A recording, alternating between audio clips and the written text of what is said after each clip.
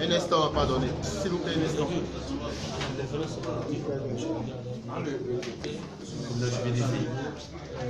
Voilà.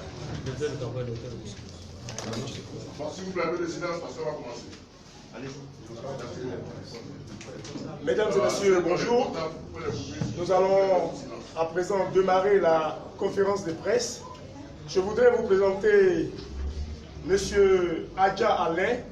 À vous tous et à vous toutes. Bonjour à ceux qui nous écoutent de l'autre côté là-bas de ces petits écrans.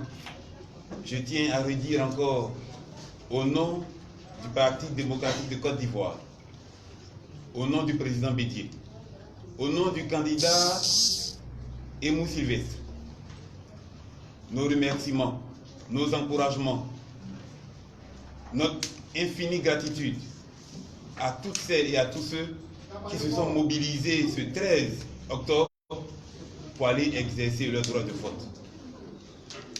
Merci du plus profond du cœur. J'ai une pensée pour tous ceux et toutes celles qui ont perdu quelque chose, qui ont subi des brimades, qui ont été agressés dans leur chair, dans leur âme.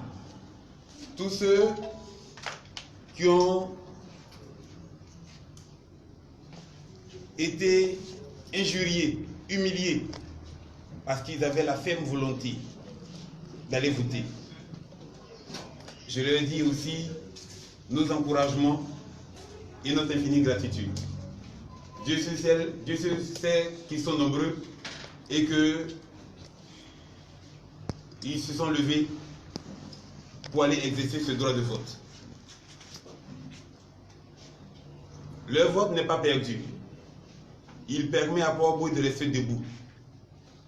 Si les élections qui se sont déroulées comme elles se sont passées, il faut avouer que beaucoup parmi nous ont perdu tout sens de l'honneur et de la dignité.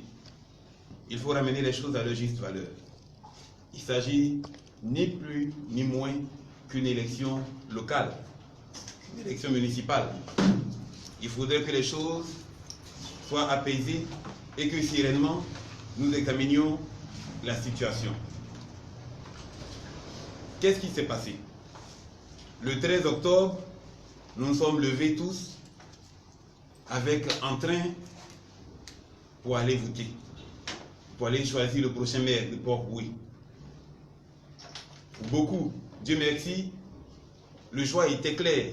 C'est de dire, cette commune-là, elle appartient aux enfants de Port-au-Prince. Et ce choix, ils l'ont exprimé. Sans embâche. Un choix clair. C'était la liste. C'est la liste PDCI qui a été choisie. À 53,27%. Le docteur Aimou a remporté l'élection. À 53,27%. Le candidat RHDP qui vient en second a obtenu 31%. 31,54%. Bon, les gens diront, mais ce n'est pas la CEI qui a proclamé cela. Alors, il faut un peu de pédagogie à nos concitoyens. Alors, une élection comme celle qui vient de se passer, quand on part voter à 18 h à la fermeture des bureaux de vote, il y a ce qu'on appelle le dépouillement du vote. À l'issue du dépouillement, il y a un procès verbal qui est dressé. Un procès verbal qui est signé à la fois par tous les représentants des candidats dans le bureau de vote, qui est contresigné ensuite par le président du bureau de vote. Et chacun des représentants repart à sa base, à son QG, avec un exemplaire en main. Et donc je suis sûr que chacun des candidats a pu faire son calcul, a pu additionner bureau de vote PV par PV et donc a obtenu le résultat qu'il convient. Nos résultats concordent avec ceux obtenus par plusieurs autres candidats. Je peux citer par exemple le candidat Aka Maxime ou même d'autres encore qui eux très tôt ont reconnu la victoire du docteur Aimou. Nous n'inventons rien. Nous avons fait que compiler les résultats issus des bureaux de vote et qui ont été consignés sur les procès-verbaux qui ont été distribués à chacun des représentants des différents candidats. À l'issue de cet exercice, nous avons obtenu 53%. Ceci est confirmé par l'une des commissions électorales communales. Comme chacun sait, à Port-Boué, nous avons 2 commissions électorales communales. La CEI, qu'on appelait la CEI 1 et ensuite la CEI 2. La CEI 1 couvre le territoire allant de Route de Bassam, disons d'Erewaf, jusqu'à Anani, en passant par les villages de Benogosso, à Boabou, à Djawi et à Mangwa. La CEI 2 couvre Port-Boué Centre, Abattoir, Vridi, jusqu'à Vridi Ako. Donc toute cette zone. CEI 2 a pu valablement statuer et traiter l'ensemble des PV à sa disposition. De son travail, un rapport a été dressé et communiqué à la CEI centrale. Et son résultat était clair. Ça confirme bien la tendance que nous avons exprimée. Dans cette CEI 2, sans aucune contestation, puisque les procès-verbaux, les rapports ont été contresignés à la fois par le président de cette CEI, le vice-président et le secrétaire, et ces rapports ont été remis à chacun des représentants des candidats. Ces rapports donnent les résultats suivants. 56% pour le docteur Emou Sylvestre, la liste PDCI, et 31% pour le candidat du RHDP, le ministre Siandou Fofana. Alors, qu'on ne peut pas nous accuser que nous avons manipulé quoi que ce soit là-bas, d'autant que cette CEI est présidée par M. Bamba, qui, comme chacun sait, est un cadre du RDR. Bon, je ne crois pas que volontairement M. Bamba, Dieu merci, c'est quelqu'un de droit et d'honnête. Il a fait son travail en toute indépendance et il a sorti les résultats issus des urnes sans interférence. Je tiens à saluer son sens élevé du devoir pour le travail qu'il a accompli. Il a communiqué tranquillement les résultats obtenus, c'est-à-dire 56% pour la liste PDCI et 31% pour la liste RHDP, représentée donc par, ou conduite, si on veut, par le ministre Siandou Fofana. La CEI 1, qui fait couler beaucoup d'encre, convient de clarifier les choses. Cette CEI, dès le départ, a subi pas mal de contre-coups. Et j'ai surpris une conversation le samedi même, aux alentours de 15 h, parce que nous aussi on était inquiets de ce que des bureaux de vote ne s'ouvraient pas, ou lorsqu'ils étaient ouverts, il manquait le matériel électoral. Et nous nous sommes déportés dans cette CEI pour rencontrer la présidente de cette CEI, et nous y avons trouvé le ministre Siandou avec donc certains de ses collaborateurs, en chaude discussion avec la présidente. Lui aussi, comme tous les candidats, je peux le comprendre, il se plaignait de ce que les bureaux de vote tardaient à s'ouvrir. Ou alors, même quand ils étaient ouverts, les équipements électoraux n'étaient pas disponibles. C'était l'inquiétude de tous les candidats, leur préoccupation. J'ai retrouvé le maire Aka Maxime. Et tous les deux, nous avons partagé, nous avons participé à cet échange.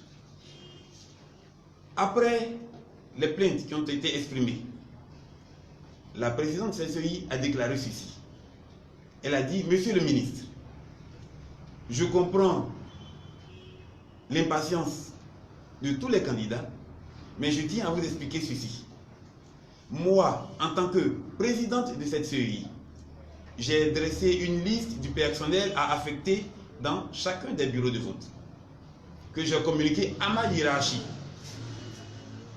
Sa hiérarchie, c'est directement monsieur, notre aîné, le ministre Gervais Koulibaly, qui a reçu ma liste, qui a décidé d'autorité de lui-même dresser sa propre liste et de mettre de côté celle que j'avais proposée. Donc il a dressé sa liste. Moi je me suis plié à son choix, parce que c'est lui, tout compte fait, qui est le patron. Il a fait sa liste, il me l'a communiqué le samedi même, le jour du vote. Moi, en tant que responsable local de la CEI, je me suis attelé à préparer le matériel électoral que, comme vous pouvez voir, était disponible dans chacun des bureaux de vote. Dans les 144 bureaux de vote de, si je peux dire ici, de ma circonscription. Partout, nous tous, on peut constater que ce matériel était disponible. Sauf que le personnel qui avait été retenu par le ministre Gervais Koulibaly, vice-président de la CEI, le personnel ne s'est pas, dans certains bureaux, ces personnels ne s'est pas présenté. On a été donc confronté à des bureaux de vote clos. Le matériel électoral était disponible. Le matériel électoral s'entend urne, procès-verbaux, bulletins de vote, listings électoraux. Ils étaient disponibles. Nous avons commis, nous, en ce qui nous concerne, nos huissiers pour constater cela. Sauf que le personnel électoral qui devait conduire les opérations de vote n'était pas présent. Je crois que ça a touché une bonne vingtaine de bureaux de vote. Il y en avait davantage. Il y en avait davantage, bien sûr. Il y en avait davantage. Et au fur et à mesure de la journée, on a pu, elle a pu, comme elle a dit, elle a pu pourvoir à l'affectation d'argents électoraux pour permettre donc aux populations d'exercer le droit de vote. Voici ce que nous a été dit. Et là-dessus, je crois que nous étions une bonne dizaine être présents dans son bureau ce jour-là. Et je peux citer le ministre Sianou Fofana, il était présent. Le maire Aka Maxime était présent. Et moi-même, le maire adjoint Adja Alain, j'étais présent. Nous avons tous été témoins de cela. Donc tous, nous connaissions la difficulté à laquelle cette dame était confrontée. Au final, il y a 19 bureaux qui n'ont pas pu ouvrir. Le reste a ouvert. Quelques-uns un peu tardivement, mais ils ont ouvert.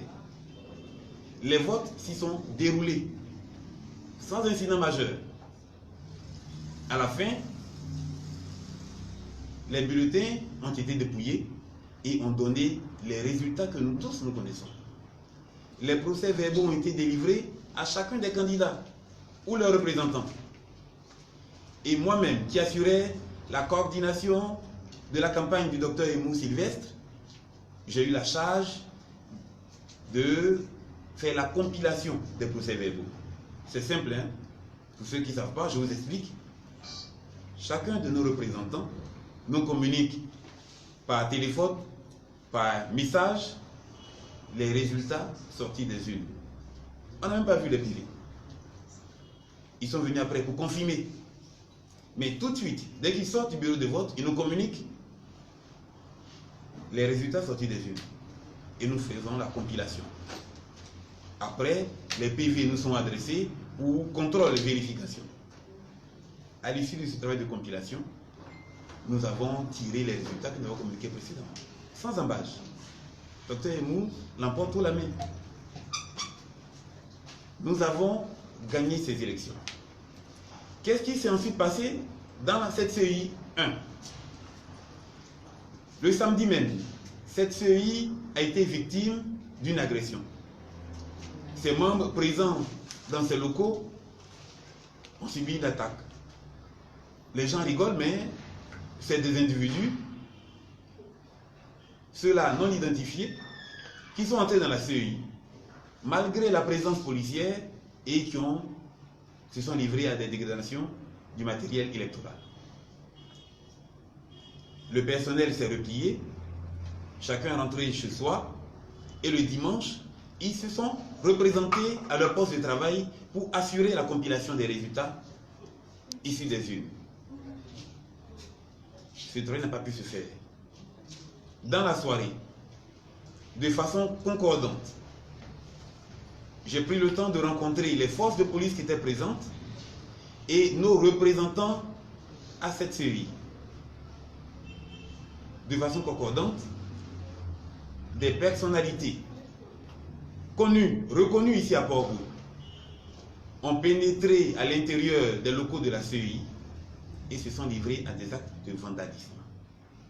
Ces personnes sont connues. On peut citer notre député, le docteur Moto. On peut citer 2 adjoints au maire, le maire Karim. On peut citer le directeur de cabinet de monsieur le ministre, monsieur Nguetia Marcel. Je peux citer ma chère amie, ma collègue, madame Traoré Nina. Mais ces personnes sont connues. Et ces personnes, je me suis inquiété de ce que, à ce jour, elles n'avaient eu aucune... Elles n'étaient pas inquiétées par la police. Nous tous, nous savons que ça relève du pénal. Se livrer aussi ouvertement à des actes de destruction du matériel électoral. Mais ces personnes aujourd'hui déambulent tranquillement dans la rue comme si de rien n'était. Je pense que avant même de polémiquer sur la question de savoir annulons-nous ou n'annulons pas les résultats de ces élections à Port-Bouët, la question qu'il lui fallut se poser au préalable, c'était quel est le sort réservé à ces personnes que j'ai citées précédemment, qui, de façon délibérée, ont essayé d'empêcher la publication des résultats de ces élections. Quel est le sort qui leur a été réservé? À ce jour, aucune poursuite. Et je le dis vraiment sans embâche, puisque j'ai posé la question à mon aîné, le ministre Gervais Coulibaly, j'ai dit, mais monsieur le ministre, ceux qui ont cassé là, que vos collaborateurs ont nommément indiqué, quel est le sort qui leur est réservé? Qui doit porter plainte? Est-ce les candidats qui sont aujourd'hui victimes de cela, ou est-ce du ressort de la CEI? J'attends sa réponse. J'attends encore la réponse qu'il voudrait bien nous donner. Autrement, qu'est-ce qui va se passer demain? On nous invite à de nouvelles élections. Qu'est-ce qui va encore se passer? Quand des individus qui auront senti qu'ils sont en train de perdre viendront encore détruire les urnes et se livrer à des actes de violence. Je pense que ces questions préalables méritent une réponse claire, bien sûr au peuple de Port-Bouët, mais au-delà à la nation tout entière. Il y va de la crédibilité, de l'indépendance, de l'impartialité de cet organisme qu'est la CEI.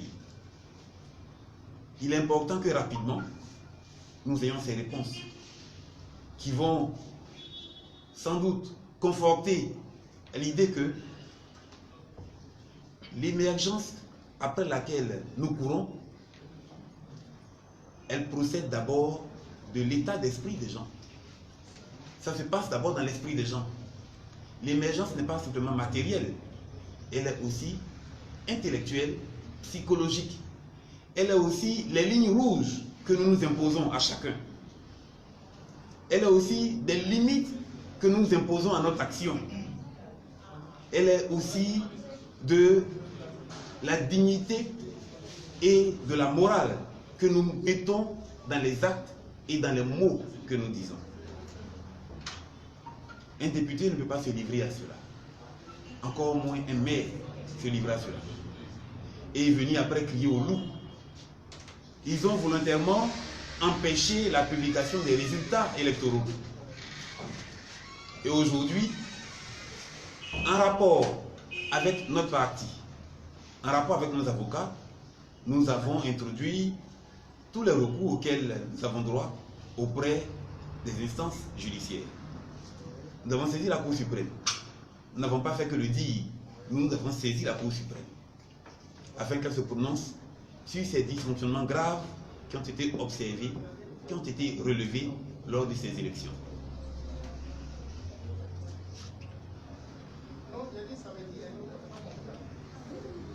Une élection, elle est importante parce qu'elle permet de désigner pour la période, en tout cas pour les 5 années prochaines, les dirigeants de notre commune.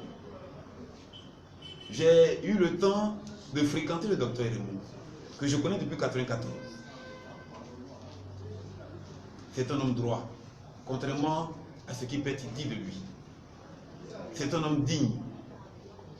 Nous sommes ensemble parce que je partage sa même vision des choses. Je partage des valeurs avec lui, des valeurs de responsabilité, de tolérance, de bienveillance à l'égard des gens, d'honnêteté intellectuelle. Et il est important que tous nous le sachions. Le combat qu'il mène depuis toutes ces années pour sa commune, c'est le combat de tous les jeunes de Port-Bouilly.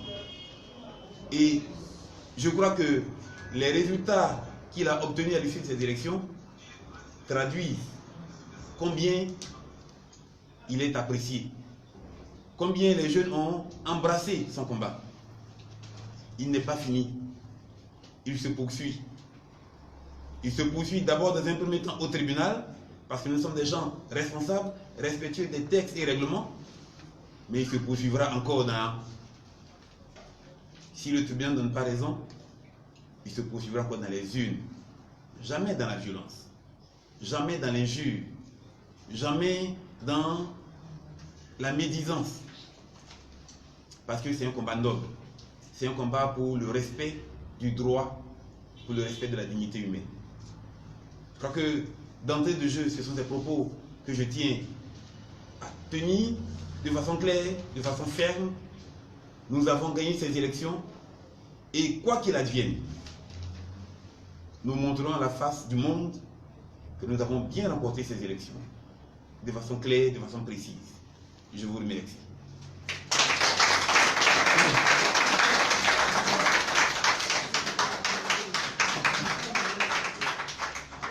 Alors, je voudrais, avant que nous laissons la parole aux journalistes, je voudrais revenir sur le problème de la CEI 1, qui semble tant être un problème pour M. Siandou et son équipe.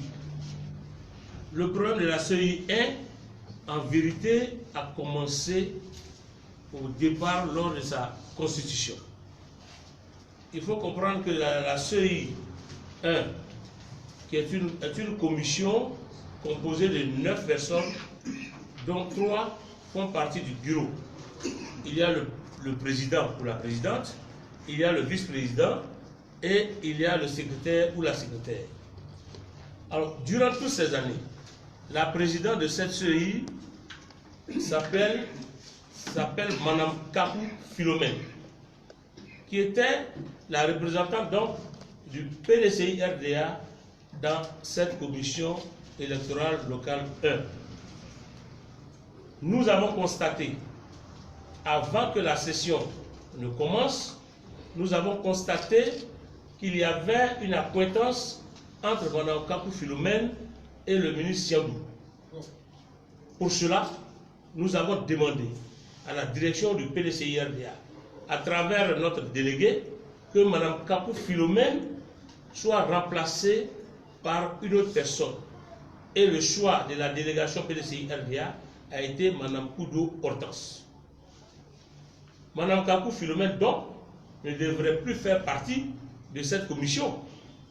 Alors, qu'est-ce qu'on a constaté? Mme Kapou Philomène a été remise dans cette commission par le RHDP qui a fait sortir son représentant de cette commission.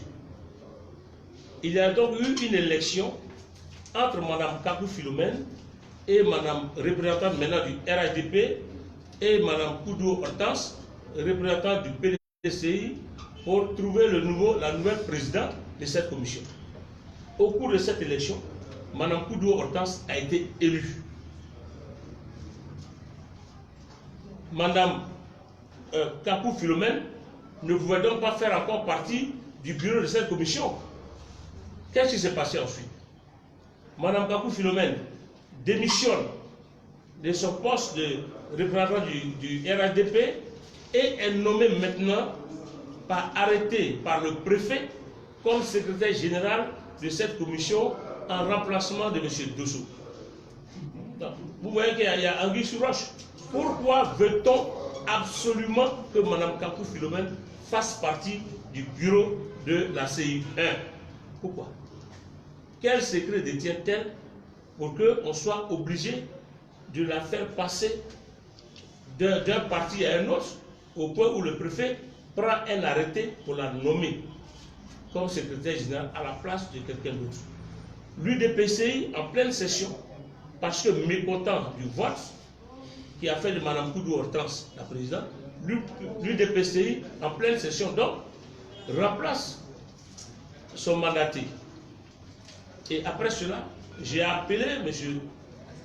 Gervais Koulibaly pour lui poser la question: a-t-on le droit de remplacer un mandaté quand la session a commencé? M. Gervais Koulibaly a répondu que dans les textes de la CEI, on ne remplaçait pas un mandaté lorsque la session a commencé. Et pourtant, cela a été fait. Alors, cela dit pour montrer la cabale qui a été organisée contre Mme Koudou Hortense. Le délégué l'a dit tout à l'heure, lorsqu'ils se sont rendus à la CEI locale, Mme Koudou a dit que le personnel qu'elle avait dressé pour pouvoir participer à cette élection a été remplacé au dernier moment par M. Koulibaly Gervais. Et mieux, le jour des élections, le samedi 13, à 16h, à 15h, à 15h, j'ai, en faisant ma tournée, rencontré M. Koulibaly Gervais sur le terrain, accompagné de Mme Kakou Philomène. M. Gervais savait très bien que dans des écoles comme Pierre et Marie Curie et autres, il y avait un manque de personnel. Il était là. Qu'est-ce qu'il a fait pour aider la présidente? Ce sont ces différentes questions qui nous amènent à nous dire, quand par exemple M. Chiandou demande que Mme Koudou ne soit plus présidente, qu'est-ce qu'il veut? Que Mme Philomène Kakou revienne comme présidente? Nous demandons plutôt que non seulement tous les membres de cette CEI soient changés, parce que nous sommes dans la vérité, mais également que M. Koulibaly Gervais ne soit pas seul à superviser les élections prochaines si elles ont lieu à Port-Boué. Parce que j'ai lu l'interview de M. Koulibaly Gervais, qui se demandait comment nous faisions pour entrer dans l'intimité de Mme Koudou Hortense. Alors, M. Koulibaly Gervais oublie que le lundi, bien avant l'annonce officielle des résultats, il a rencontré certains de nos membres, dont notre candidat, et M. Adja, et il leur a dit que ces résultats vont être validés. Nous sommes dans son intimité. Pourquoi, avant que la commission ne dise officiellement à la télévision, lui nous dit déjà que ces résultats vont être invalidés? Nous estimons que ces élections ont été, au niveau de la CEI, tronquées. Cette cabale qui a été montée tout simplement parce que nous avons décidé d'enlever Mme Kakou Philomène comme présidente de la CEI. C'est tout le problème. Alors, il faut que M. Chiandou comprenne une chose. Port-Boué est une commune différente des autres. De 1980 jusqu'à son décès, Mme Hortense Akangui a été toujours élue à Port-Boué. Pourquoi? Parce que nous, à Port-Boué, on ne vote pas, on adopte quelqu'un. Donc, il sache que Mme Akangui est restée tout ce temps parce qu'elle a été adoptée par Port-Boué. Port-Boué a adopté après elle Dr Emou Aka Georges Sylvestre. Quel que soit ce qui va se passer à la Chambre administrative, les populations de Port-Boué ont adopté Emou Sylvestre et cela ne changera pas. Je voudrais m'arrêter là et vous permettre à vous les journalistes de poser des questions si vous estimez qu'il y a des questions à poser. Je vous remercie.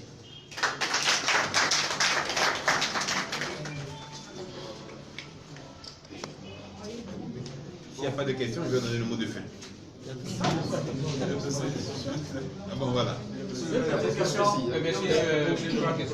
Une question ici. On répond au fur et à mesure. On répond au fur et à mesure. Vous répondez au fur et à mesure. Oui. Ok, monsieur le maire, je suis.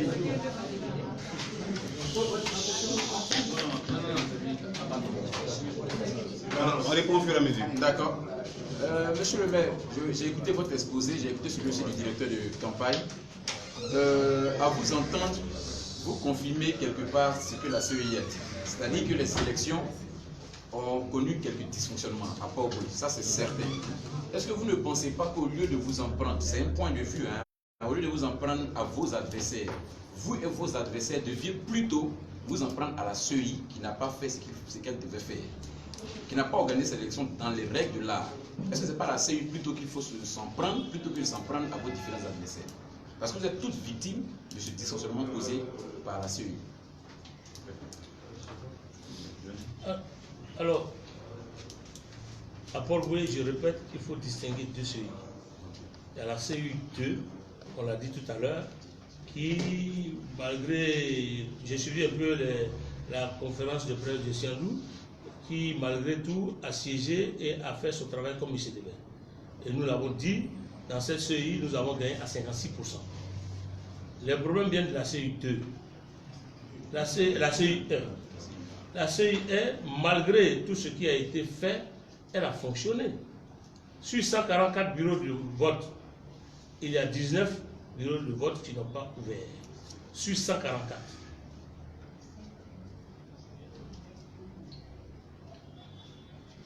Et la plupart de ces bureaux de vote, je vais vous donner par exemple Bacro. Bacro, il y a 2 bureaux de vote. Amango a 2 bureaux de vote. Et ainsi de suite. Je vois que le bloc Palme Industrie, 1 bureau de vote. Et puis le collège Pierre et Marie Curie qui avait 9 bureaux de vote. Voilà. Voilà les quelques dysfonctionnements qu'il y a eu.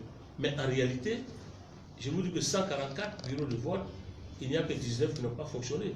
Et quand nous regardons les PV qui sont à notre disposition, les PV que M. Siandou a, lorsque nous regardons ces PV, nous avons gagné pratiquement partout. Si vous prenez à Djoufou, derrière WAF, vous avez derrière WAF, vous avez le groupe scolaire Bat derrière WAF. Nous avons gagné. Vous prenez les sirènes, M. Siandou a gagné. Vous prenez Armée de l'air, aéroport 1 et 2, aéroport 3 et 4. Nous avons remporté toutes ces élections dans ces différents lieux de vote. Vous prenez à Djoufou, il y a 5 lieux de vote, nous avons remporté les 5 lieux de vote. Pareil pour Jean Folly, pareil pour Gonzague. Les PV ont été remplis et signés, je vous dis, par tous les représentants. Alors, si, tant que on devait s'en prendre à la CEI, la question, c'est pourquoi les membres de l'équipe de M. Siandou sont allés casser les urnes. Alors, son directeur de cabinet, de campagne, Nguetia, dit il y a 144 urnes qui ont disparu. Mais diable, il faut connaître quand même, le minimum c'est de connaître le nombre d'urnes dans cette zone. Il y en a 144. Alors, quand tu dis 144 ont disparu, ça veut dire qu'on a retiré aucune urne. Est-ce que vous trouvez qu'on puisse raisonner de cette façon? Ça veut dire que même dans les endroits où on n'a pas voté, les urnes ont disparu. C'est ridicule. C'est ridicule. Quand M. Siandou dit, par rapport à la CEI 2, que les scrutateurs se sont transformés en président et secrétaire général. Mais un scrutateur, c'est qui? Pour qu'il y ait un scrutateur, il faut qu'il y ait eu vote. Il y a un président, il y a 2 secrétaires, il y a le matériel, on vote. Et c'est à la fin de ce vote que parmi les derniers votants, on choisit 3 pour accompagner le dépouillement. Alors comment le scrutateur peut se transformer en président et en secrétaire général? C'est ridicule. Quand il dit que les feuilles de pointage n'ont pas été remplies, alors que les PV ont été remplis. La feuille de pointage, on ne nous donne pas de feuille de pointage. M. Chiandou n'a pas de feuille de pointage. Ce sont les PV qu'on remet aux représentants des candidats. Et les représentants de M. Chiandou ont eu leur PV. Ont-ils signé ou non? Ils ont signé. Les représentants de M. Chiandou ont assisté au dépouillement à la CI2. C'est lorsqu'ils ont constaté la déroute qu'ils sont partis. 4000 voix, 4243 voix de différence. Alors, nous, on n'a pas à s'en prendre à la CI, et puis nous ne sommes pas, même dans ce cas, nous ne sommes pas fautifs. Si la CI fait des erreurs ou n'ouvre pas certains bureaux, ce n'est pas nous. Et puis ça pénalise tout le monde. Lorsqu'un bureau de vote, un bureau n'est pas ouvert, qui ça pénalise? M. Chiandou ne peut pas s'approprier le fait que ça le pénalise. Parce que dans l'environnement de Gozac, qui nous disent dans quel lieu de vote il a gagné, dans l'environnement de Gozac. Pierre et Marie Curie fait partie de cet environnement. Tu ne peux pas perdre dans toutes les écoles de Gozac et dire qu'à Pierre et Marie Curie, j'aurais gagné pour c'est pas vrai. Non. Alors, donc, ce qui convient de retenir, c'est que nous ne nous appelons à personne. Nous essayons simplement d'expliquer les faits à nos populations. Les faits sont ceux-ci. La CEI a la charge d'organiser l'élection à Port-au-Prince. À Port-au-Prince, nous estimons que la CEI a fait preuve d'insuffisance dans la mise en œuvre de son action. 1. La CEI n'a pas ouvert à temps les bureaux de vote, qui sont normalement prévus pour être ouverts à 8 heures, sauf erreur. On a des bureaux de vote qui ont ouvert à 15 heures, à 14 heures, à 17 heures. Il y en a même qui n'ont même pas ouvert du tout. La CEI n'a pas correctement fait son travail. Et c'est ce que nous dénonçons. Ensuite, la CEI n'a pas entouré le dépouillement, la compilation des résultats du maximum de sécurité qu'il aurait fallu. De sorte que cette insuffisance a permis à des candidats de pénétrer dans ces locaux et de se livrer à des actes de vandalisme. Et donc de détruire les urnes. La CEI n'a pas mené les enquêtes, n'a pas diligenté les enquêtes nécessaires et suffisantes pour établir les responsabilités avant de prendre sa décision. Alors, notre aîné, le ministre Javel Coulibaly dit,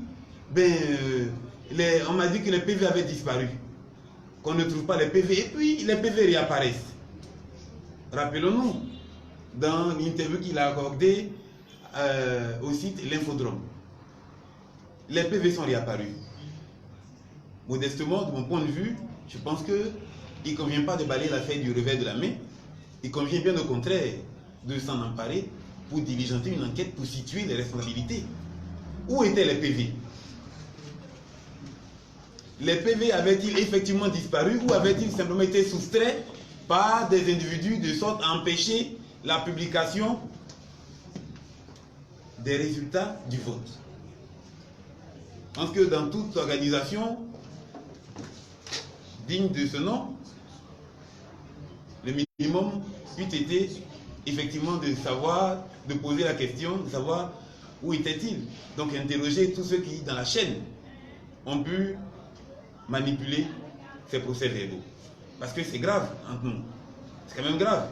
Fili, CI, j'organise des élections, et puis les PV disparaissent comme par enchantement, et puis 3 jours plus tard, après que j'ai demandé l'annulation du vote, les PV réapparaissent. Je pense que c'est suffisamment grave pour que notre aîné, le président central de la CEI, M. Bakayoko, s'en empare et puis demande des comptes à ses collaborateurs pour dire qu'est-ce qui se passe là-bas à Port-au-Prince. Parce que ça entache quand même la réputation de la CEI entre nous. Je pense que c'est ce qui a manqué et que nous dénonçons. Nous ne faisons pas là à personne, nous dénonçons des faits. L'équipe du RHDP qui s'est livré à ces actes de destruction, nous dénonçons cela aussi. Parce que nous considérons que c'est antidémocratique et ce n'est pas des actes citoyens, surtout pour les personnes qui les ont commises. Je lui ai dit, entre nous, je suis député de la nation et parce que je paye les élections, je rentre et puis je casse tout et puis je ressors. Et puis, enfin, notre police, heureusement qu'elle est là pour nous, qu'elle est vigilante aussi. Mais sur ce coup, il y a un problème. Il y a un problème. Sauf si je ne connais plus mon droit, mais il me semble que celui qui rentre et qui casse des équipements électoraux mérite d'être poursuivi par les tribunaux. Mais c'est ça que les populations de Port-au-Prince ne comprennent pas. Que ces individus continuent encore de se pavaner dans nos rues comme si de rien n'était et puissent le dire fièrement. Réécouter l'intervention de M. le ministre Siandou Fofana, qui n'a pas nié le fait que les gens ont détruit les urnes. Je pense que c'est des actes graves qui vont être précédents à Port-au-Prince. Nous avons fait toutes ces années avec feu Mme Hortense Akangui. Il n'y a jamais eu des actes de violence à Port-au-Prince. Personne n'a jamais été molesté. Encore moins des gens agressés au couteau. Personne n'a tenté de s'accaparer tous les sites qui pouvaient rassembler du monde. Ça ne s'est jamais vu à Port-au-Prince. Alors, monsieur le maire, quelle est la plainte que vous avez déposée à la Chambre administrative de la Cour suprême? Est-ce pour ne pas que les élections reprennent, pour que les résultats tels que vous l'avez dit tout à l'heure soient reconnus et que la victoire soit donnée au docteur Simon Cyprès? Deuxième sujet, parce que la succession politique ici a pas beaucoup de polémique. D'aucuns nous disent qu'avant son décès, Mme Akangui Hortense aurait confié le flambeau du PDCI au ministre Siandou Fofana. Maintenant, vous venez de dire que, bon, ici, le candidat est adopté par le PDCI et après Mme Akangui Hortense, celui qui a été adopté est bien Dr Edmond Sylvestre. Qu'est-ce qu'il en est exactement? Alors, sur la première question de savoir quelle action a été introduite auprès de la Chambre administrative de la Cour suprême. Alors, nous avons demandé au juge de valider l'élection telle qu'elle est, de prononcer les résultats issus des urnes. Rappelons-nous, la CEI2 a pu valablement statuer et compiler les résultats, desquels nous obtenons 56% des voix qui sont exprimées. Nous demandons au juge de nous déclarer vainqueurs de cette élection. Au demeurant, nous demandons au juge d'ordonner la compilation, l'examen et la compilation des procès-verbaux de la CI1. Au demeurant, voilà ce que nous demandons au juge. D'ordonner pas la CEI, parce que la CEI se refuse à le faire. Nous demandons au juge d'ordonner l'examen et la compilation des résultats des procès-verbaux de la CEI. Voici ces deux choses que nous réclamons auprès de l'autorité judiciaire. S'agissant de la succession de Madame le maire, Madame Hortense Akangui. Bon, nous avons tous bien compris que nous sommes dans une république, que nous ne sommes pas dans un royaume. Merci, monsieur le maire. Donc, même si même si je veux m'avancer plus en avant, le ministre Siandou, nous avons tous noté que le ministre Siandou, ancien du PDCI, a déposé ses valises au RHDP. Vous me donnez l'opportunité justement d'expliquer à nos militants quelque chose de fondamental. Parce que beaucoup parmi nous méconnaissent qui est Hortense Akangui. Je vais vous dire, je pense que j'ai une petite once d'autorité pour parler d'elle. Parce qu'elle a été ma marraine. Ma marraine au niveau de ma vie, simplement, et ma marraine politique. Elle a été la première à me trouver mon premier emploi. Elle, mon premier emploi. Mon premier salaire, je le dois à Mme Aka. C'est encore elle qui, la première, a mis mes pas dans la politique. J'exagère quand je dis politique. Nous, on se voit politique locale. Je ne nous vois pas en train de courir les rues à travers toute la Côte d'Ivoire. Notre action, nous souhaitons la limiter exclusivement en faveur des habitants de Port-au. Et c'est elle qui, la première, m'a mis le pied à l'étrier. Mme Aka Angui est la fille de M. Dadier. Gabriel Dadier. Savez-vous qui c'est Gabriel Dadier? Je pense que beaucoup ont oublié. Parce qu'on dit Aka Angui, elle porte le nom de son illustre mari. Monsieur Aka Angui. Mais elle est issue, elle est fille de Gabriel Dadier. Et qui est Gabriel Dadier? Gabriel Dadier, c'est le fondateur du PDCI. C'est eux avec Oufo Boigny qui ont créé le PDCI. Alors la question que je pose à nos militants, à tous ceux qui, pour des raisons X ou Y, ont tourné le dos au PDCI et qui sont partis chacun à la cause de ses intérêts propres ailleurs, je leur dis, mais vous partez ailleurs et vous revendiquez que nous sommes PDCI et que nous portons la voix de Mme Hortense Aka Angui. Mais Mme Hortense Aka Angui, née Dadier, est la fille de Gabriel Dadier, qui lui est le fondateur du PDCI. Vous voyez cette dame renier le parti créé par son père. Bon, je leur laisse le soin de répondre. Hein. Ainsi, un gens peut se renier. Oui, voilà, le RHDP unifié, vous l'avez dit. Monsieur le maire, vous semblez pointer un doigt accusateur Gervais Koulibaly quant au fonctionnement de la CEI, c'est très bien. Et vous poursuivez quand vous dites que vous récusez tous les membres de la CEI si on doit répondre aux élections. Et le gouvernement vous dit non, Gervais Koulibaly peut rester superviseur, mais il faut en jouer à Gervais Koulibaly quelqu'un d'autre. Pourquoi ne pas récuser Gervais Koulibaly qui est à la base de ce fonctionnement de la CEI? Moi, je voulais envoyer sur une question par rapport à lui. Est-ce que vous accusez clairement M. Gervais Koulibaly d'avoir trompé dans une cabale contre le candidat du PDCI à Port-au? Première préoccupation. La dernière, c'est tous les noms que vous avez cités, M. Adja. Est-ce que vous avez des pièces à conviction qui vous amènent à porter cette accusation comme tous ces noms que nous allons relever, nous, dans nos écrits? Sur quoi vous fondez-vous nous accabler? On peut voir la dernière question. Oui, justement, sur ces personnes que vous avez citées, Dr Moto, le maître Aoulef Karim, le Dzika Mgetia, est-ce que vous plainte contre ces personnes? Bien.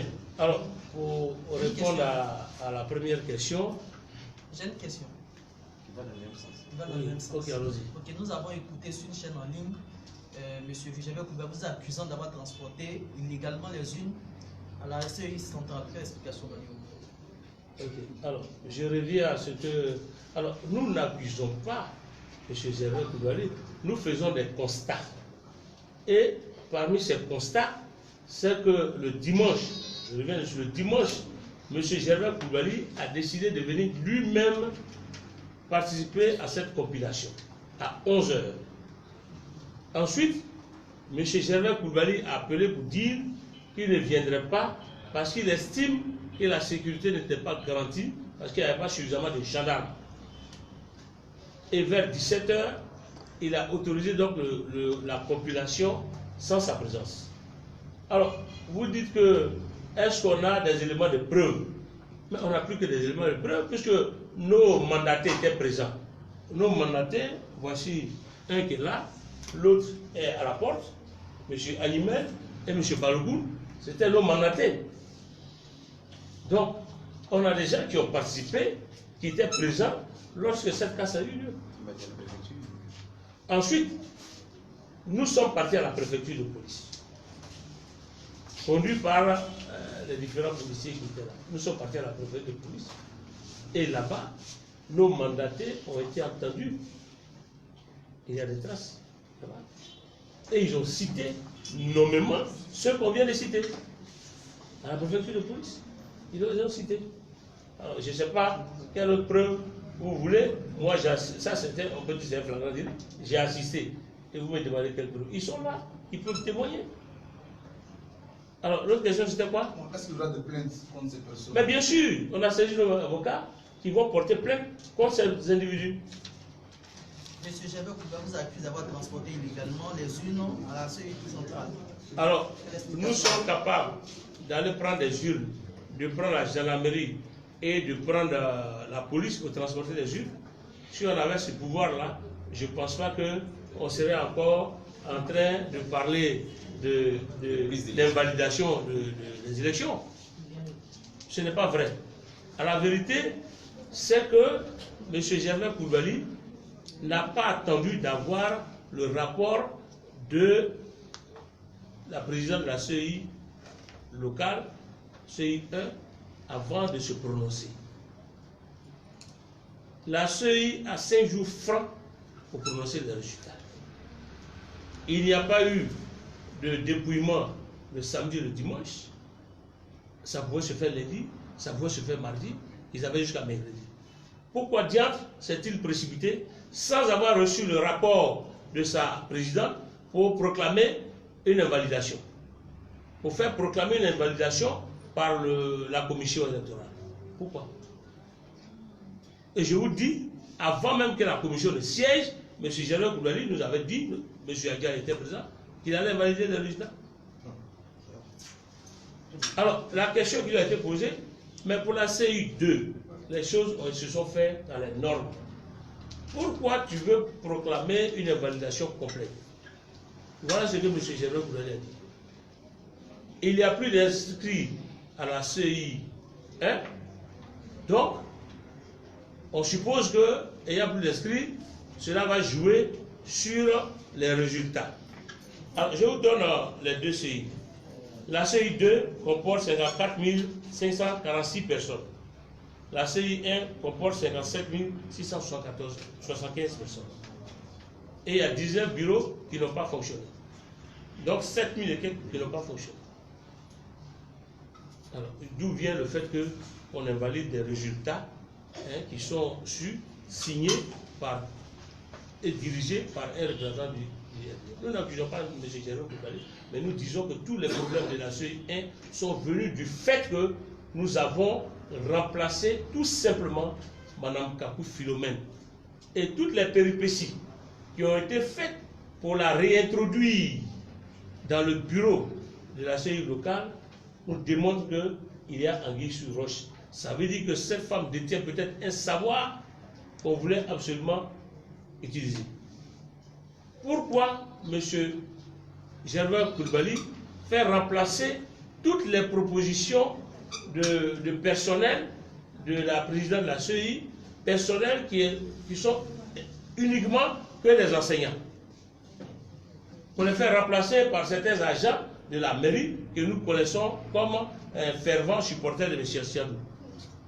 Pourquoi? Pourquoi l'a-t-il fait? Alors, ce sont les questions que nous posons. Donc, ce sont ces constats qui nous amènent à dire que si on doit remplacer, alors qu'on remplace tout le monde. Si on doit remplacer, qu'on remplace tout le monde. Alors, si nous ne sommes pas allés à dire de remplacer M. Gervais Coulibaly, c'est tout simplement parce que nous estimons que, étant vice-président, nous n'avons pas le pouvoir de le faire. Et nous disons que si la CEI, si on en arrive là, mais je ne crois pas, au vu de ce que nous savons, qu'on va y arriver. Mais si d'aventure on y arrivait, nous estimons que M. Gervais Coulibaly, de par tous ces constats, ne peut pas seul diriger la supervision de cette élection à Port-Louis. Voilà. Le mot de fin. D'accord. Alors, je vais laisser le délégué donner le mot de fin. D'accord. Alors, je tiens à dire encore merci à tous nos amis journalistes qui nous permettent de communiquer sur ce sujet important, sur ce sujet grave, qui concerne quand même l'organisation des élections en Côte d'Ivoire. Et donc notamment ces élections qui sont déroulées ici à Port-Louis. Il est important que nous ayons tous le sens de la mesure il est important que les choses se rétablissent et que la confiance revienne dans cette institution importante pour notre pays. Il est important que cette institution puisse, en interne, faire mener et diligenter une enquête sur cette affaire. En ce qui nous concerne, c'est un point important. Parce que nous ne pourrons pas retourner sereinement à des élections dans un mois, alors que nous n'avons pas tiré toutes les conséquences de ce qui s'est produit. Ce qui s'est produit est grave. Il ne convient pas de le minimiser. C'est grave parce que c'est inconcevable que des populations partent voter et que leurs votes disparaissent. Simplement. Et qu'ils réapparaissent quelque temps après et que personne ne s'en émeuve. Ça dénote d'un dysfonctionnement grave dans cette institution en ce qui concerne donc la commission électorale à Port. Il faut que nous en tirons les conséquences. Mais au-delà, je voudrais appeler tous les jeunes, je voudrais appeler toutes nos populations à Port-Bouilly, celles et ceux qui se sont levés ce 13 octobre pour massivement porter le choix sur Dr Emou. Il ne faut pas renoncer à votre combat. Comme disait le philosophe, vivre, ce n'est pas se résigner.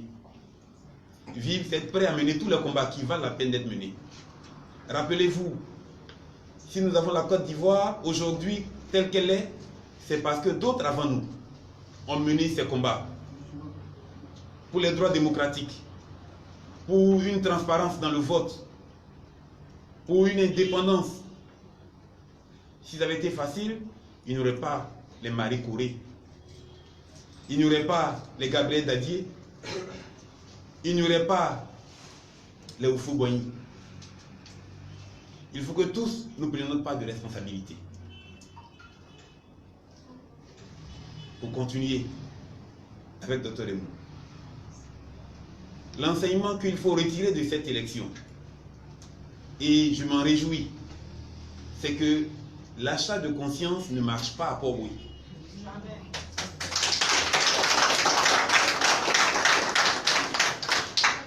Et, excusez mon sourire, je pense à un aîné, le maire Karim, qui me disait, mais vous, des jeunes pauvres comme vous pensez que vous pouvez gagner les élections ici? Pour gagner l'élection ici, il faut avoir beaucoup d'argent. Et je lui fais vraiment un grand salut, papa.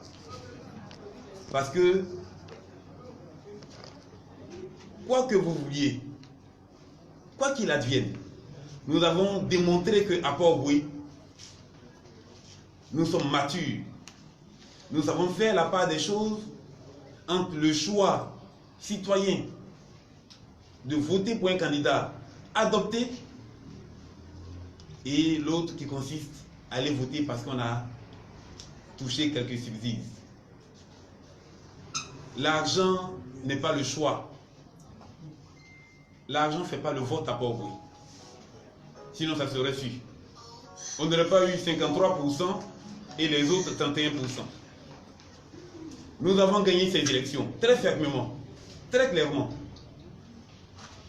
S'il faut l'organiser 10 fois, nous gagnerons 10 fois ces élections. Merci.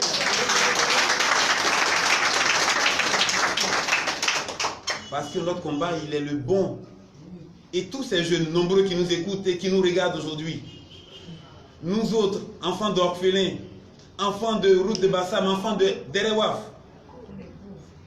c'est le combat des orphelins que nous menons avec Dr Emou. C'est le combat des faibles que nous menons avec Dr Emou. C'est le combat des sans-voix. C'est le combat des enfants de Port-Bouilly. Et c'est pour cela que nous avons leur adhésion. Mais restez mobilisés, restez calmes bien sûr, restez respectueux des textes et règlements de notre pays. Restons dans la discipline. Le docteur Emou, comme hier, Mme Hortense Akangui, n'est pas pour la violence. Il est pour la dignité de l'homme. Il est pour le sens de l'honneur.